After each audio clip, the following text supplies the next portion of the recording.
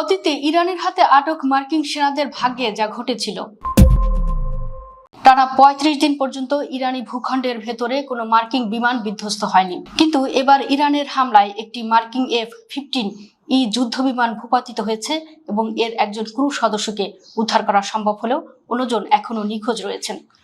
এই মুহূর্তে নিখোঁজ সেই সেনাকে খুঁজে পেতে মার্কিন সামরিক বাহিনী পুরস্কারের আশায় থাকা ইরানি বেসামরিক নাগরিকদের মধ্যে এক রুদ্ধশ্বাস প্রতিযোগিতা চলছে। গত ২৮ ফেব্রুয়ারি যুদ্ধ শুরু হওয়ার পর এই প্রথম ইরানি ভূখণ্ডের ভেতরে কোনো মার্কিন যুদ্ধ বিমান ভূপাতিত হওয়ার খবর নিশ্চিত করেছে ওয়াশিংটন। F-15E যুদ্ধ বিমানটি সাধারণত একজন পাইলট এবং পেছনের আসনে থাকা একজন ওয়েপন সিস্টেম অফিসার দ্বারা পরিচালিত হয়। মার্কিন বাহিনী ইতোমধ্যে একজনকে উদ্ধার করলেও অন্যজন এখনো নিখোঁজ রয়েছেন। বিমানটি ভূপাতিত হওয়ার কয়েক ঘন্টার মধ্যেই ইরানের স্থানীয় গণমাধ্যমগুলোতে একটি ঘোষণা প্রচার করা হয়। সম্মানিত ও শ্রদ্ধেয় দেশবাসী, যদি আপনারা শত্রু পক্ষের পাইলটদের জীবিত ধরে পুলিশ বা সামরিক বাহিনীর হাতে তুলে দিতে পারেন, তবে আপনাদের মূল্যবান পুরস্কার দেওয়া হবে। এই ঘোষণাটি মূলত নিখোঁজ সেনার কাছে পৌঁছানোর জন্য ওয়াশিংটন ও তেহরানের মধ্যে এক প্রতিযোগিতার জন্ম দিয়েছে। যদি ইরান নিখোঁজ সেই বিমান সেনাকে আটক করতে সক্ষম হয়, তবে এটি তেহরানের হাতে মার্কিনীদের বন্দী হওয়ার প্রথম ঘটনা হবে না। এর আগেও কয়েকবার ইরান মার্কিন সামরিক ও কূটনৈতিক কর্মীদের আটক রেখেছিল।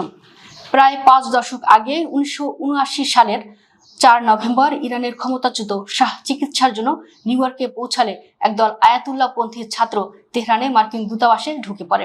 তারা কূটনৈতিক, সামরিক অ্যাটাশে এবং মেরিন গার্ড সহ ৬৬ জন মার্কিনীকে জিম্মি করে।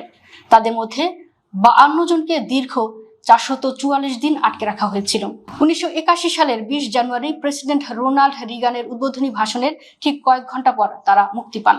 ওই ঘটনায় প্রায় ৪০ বছর পর ২০১৬ সালের ১২ জানুয়ারি কুয়েত থেকে বাহরাইনে যাওয়ার পথে মার্কিন নৌবাহিনীর দুটি ছোট রিভারাইন কমান্ড বোট পারস্য উপসাগরের ফার্সি দ্বীপের কাছে ইরানি জলসীমায় ঢুকে পড়ে। ৯ জন পুরুষ এবং একজন নারী সহ মোট ১০ জন মার্কিন সেনাকে বন্দুকের মুখে আটক করে ইরানি রেভলিউশনারি গার্ড কর্পস IRGC। এরপর তাদের চোখে পট্টি বেঁধে ফার্সি দ্বীপের সামরিক স্থাপনায় নিয়ে যাওয়া হয়েছিল। তৎকালীন মার্কিন পররাষ্ট্রমন্ত্রী জন কেরি এবং ইরানের পররাষ্ট্রমন্ত্রী মোহাম্মদ জাভাদ জারিফের মধ্যে কয়েক দফা ফোনালাপের পর ১৫ ঘন্টা পর তারা অক্ষত অবস্থায় মুক্তি পান। আটকের সময় ইরানি সেনাদের বডি আর্মার খুলে ফেলতে এবং হাঁটু গেড়ে বসে মাথার পেছনে হাত রাখতে বাধ্য করে। পুরো ঘটনার ভিডিও ধারণ ও ছবি তোলা হয়েছিল। মুক্তির শর্ত হিসেবে তাদের ক্যামেরার সামনে হাসি মুখে খাবার খেতে এবং একজন ক্যাপ্টেনকে ইরানের তৈরি করা একটি ক্ষমা প্রার্থনা পড়তে বাধ্য করা হয়েছিল। পরবর্তীতে মার্কিন নৌবাহিনীর তদন্তে দেখা যায়, উন্নত ম্যাপিং প্রযুক্তি থাকা সত্ত্বেও সেনারা তাদের অবস্থান বুঝতে ব্যর্থ হয়েছিলেন। ভাইস অ্যাডমিরাল কেভিন এম ডনেগান এই ঘটনাকে নেতৃত্বের ব্যর্থতা এবং অপ্রস্তুত ইউনিটের বিভ্রান্তিকর পরিস্থিতির ফল হিসেবে অভিহিত করেছিলেন।